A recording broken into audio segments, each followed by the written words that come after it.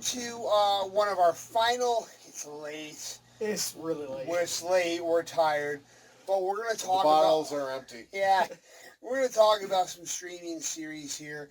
The very first one we're gonna talk about. Actually, the only one. Well, I want to mention Castle Rock too, Okay, if I okay. can. Let's start with Lock and Key, currently on Netflix. Lock and Key is the new hotness. the graphic novel written by Joe Hill and Gabriel Rodriguez. Now, I have to be honest. I've never read the source material. I haven't either. So.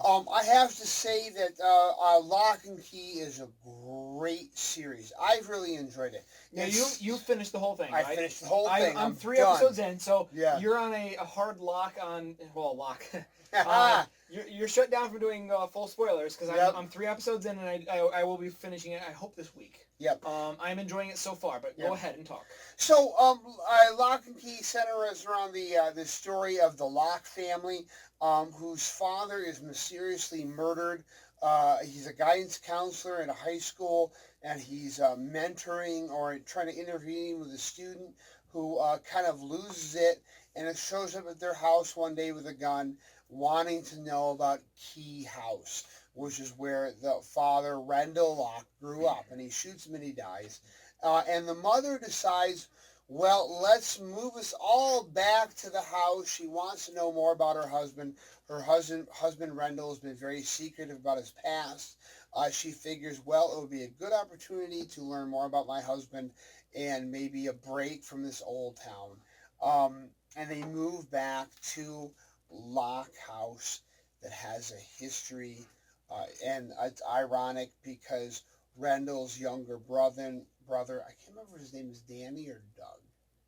I want to say D. Yeah. D. By the way, he's played by the guy who played Iceman in the X-Men movies, but I can't remember his name either.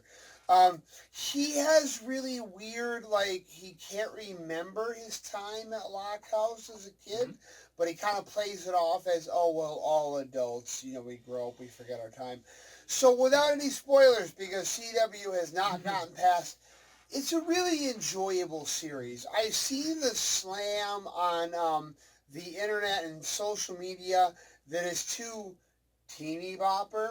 Yeah, and I have seen a lot of comments that the graphic novel is a lot more edgy. It goes darker. I can't vouch for that because I haven't read the graphic novels, but just be aware of that. If you're looking for something a little heavier, I mean, I still wouldn't discourage you from checking out the Netflix series, but if you like something edgier, maybe even give the graphic novel a look. Right, yeah. And I would say that I've really enjoyed it. I like to call it Stranger Things light. It's not nearly as gory, but it's got a lot of that magical mystery and wonder. I've really enjoyed it. Having not read the source material, if you got characters who are teens, stands the reason there's going to be teeny bopper elements.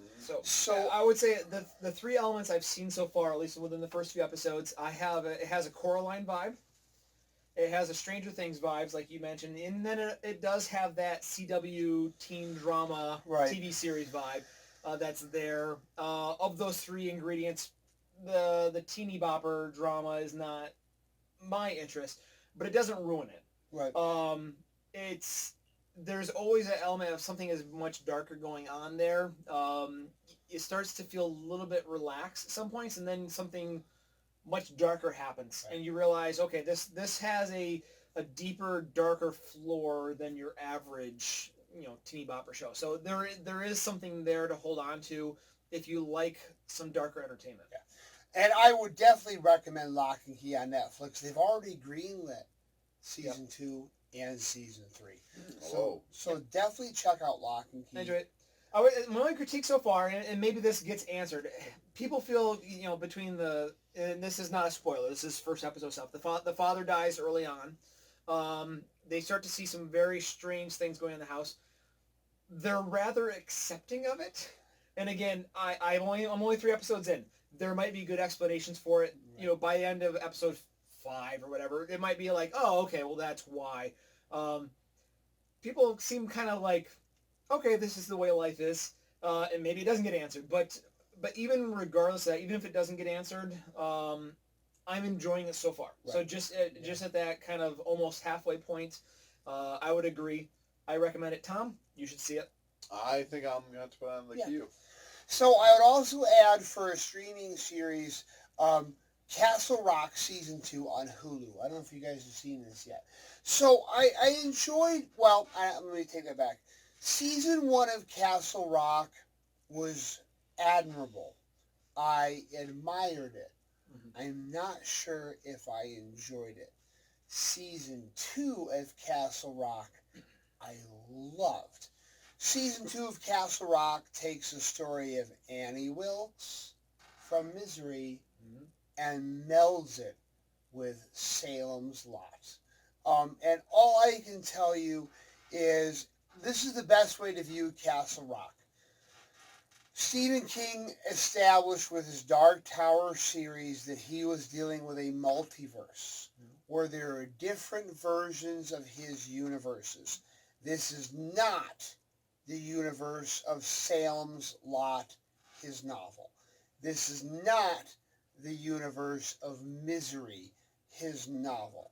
Consider this an alternate universe where Annie Wilkes ends up in Salem's Lot, where there's an ancient evil that's waiting to be born anew, not necessarily vampires, but vampiric in nature. And it's just, for whatever reason, Castle Rock Season 2 was so much more engaging than Season 1. Tim Robbins is wonderful as Pop Merrill. I unfortunately have set my notes over there, so I can't remember who played Annie Wilkes and who plays Ace Merrill. But Annie Wilkes, the person who plays Annie Wilkes, literally channels Kathy Bates, and it is wonderful. And they also give us a wrenching backstory for Annie Wilkes. This suddenly just explains everything to us. So, and also, no spoilers, they managed to tie it in to Season 1. So I can't wait. After the way they tied it into Season 1, I can't. Also, too, they have to. It's Castle Rock, right? So of course you've got a young rebel kid whose last name is LaChance from Stand By Me. So yeah. So like I said, I admired Season 1 of Castle Rock, but I was kind of like, Season 2 of Castle Rock on Hulu. So definitely check out Lock and Key on Netflix, Season 2 of Castle Rock on Hulu. Okay. All right. Now, if you can give me, let me try to set this up really quick, and you can give me a couple minutes. I'm trying to keep in mind.